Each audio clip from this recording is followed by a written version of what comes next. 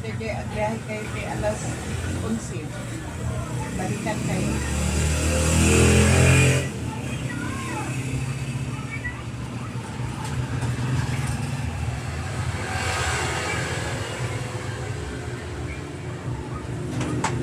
Kinakausap niya yung ano, dalaga.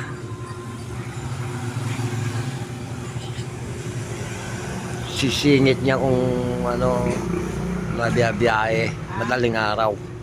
Round trip lang naman. Hindi.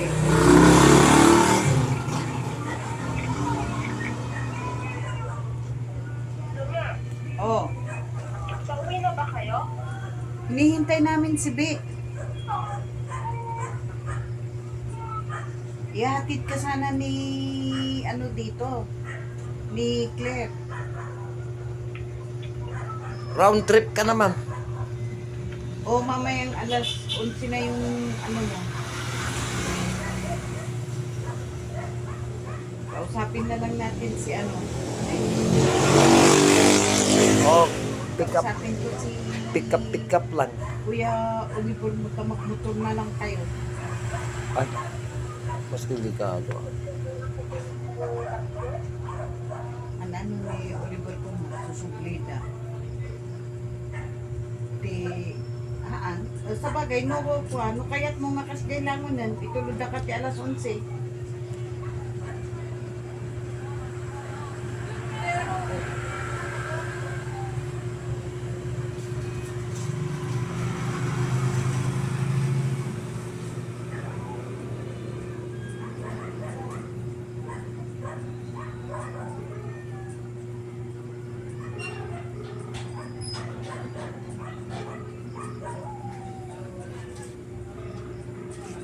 Ross, kasi ang problema namin dito eh.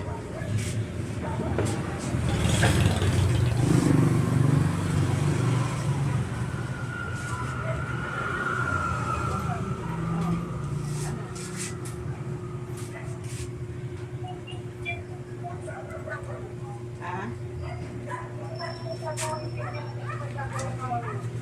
Yung ano, yung electric fan. Oh.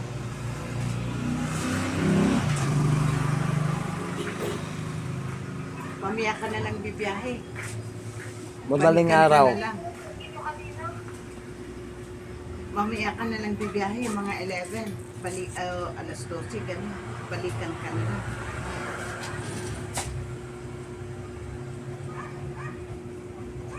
Ano yung kay Kuya Oliver? Hindi, kung rush talaga itong ano, kung gugustuhin niya, magmotor kayo mamaya.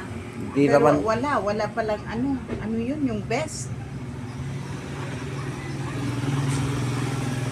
Sabagay, may best naman dyan. Kasi 5 ano lang naman.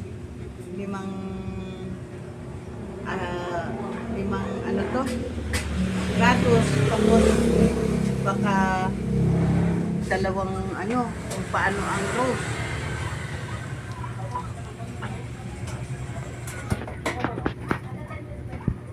Baka kung si Kuya Oliver, pwede kaming balikan. Oo, balikan talaga kayo. Pero kapag kasi, nag-iisip ako siya mag-go.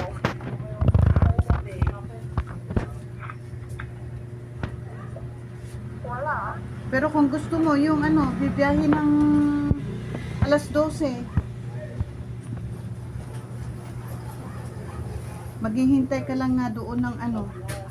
pick up mo lang. Pick upin mo lang. Hindi Ay, sunat ki agurek. Ngayon, pagkakuha mo ng rose, talagang larga ka na at saka ano. Hindi ka na rin maghihintay doon ng ano, kung ano yung available na pwede mo ng ano ka na. Kasi larga ka na, yung ano nga, yung pasok mo nga eh.